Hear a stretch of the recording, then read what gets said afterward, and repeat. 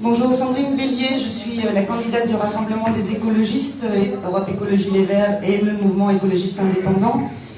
Aujourd'hui, j'ai envie de rappeler que l'Europe n'est pas un monstre froid. L'Europe, ce sont des hommes et des femmes qui mènent des politiques. Le résultat de l'Europe que nous connaissons aujourd'hui est le résultat de manque de courage politique, des égoïsmes nationaux qui nous ont empêchés d'aller vers une Europe plus protectrice et plus forte. Ce que nous portons dans cette campagne, c'est le Made in Europe.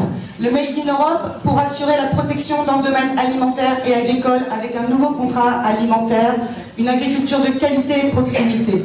C'est le Made in Europe pour protéger nos industries et nos emplois, avec une politique industrielle qui s'appuie sur une politique énergétique qui sera créatrice d'emplois de 3 millions d'emplois sur le territoire européen, les 3 millions d'emplois que nous avons perdus entre 2008 et 2012.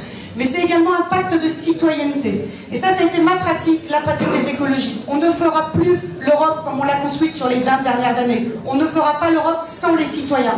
Et je me suis attachée pendant tout ce mandat à faire de la proximité, pas seulement en période électorale.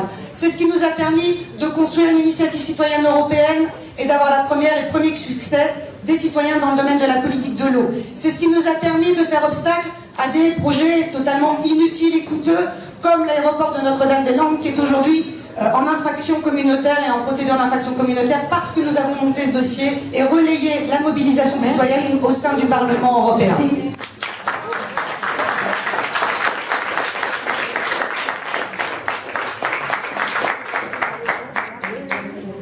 Bonjour, Jean-Marie Brome, 7e sur la liste du Front de Gauche qui a été créé en 2009 à l'occasion des élections européennes. Il ne faut pas l'oublier non plus, c'est un parti qu'on peut vraiment définir comme européen.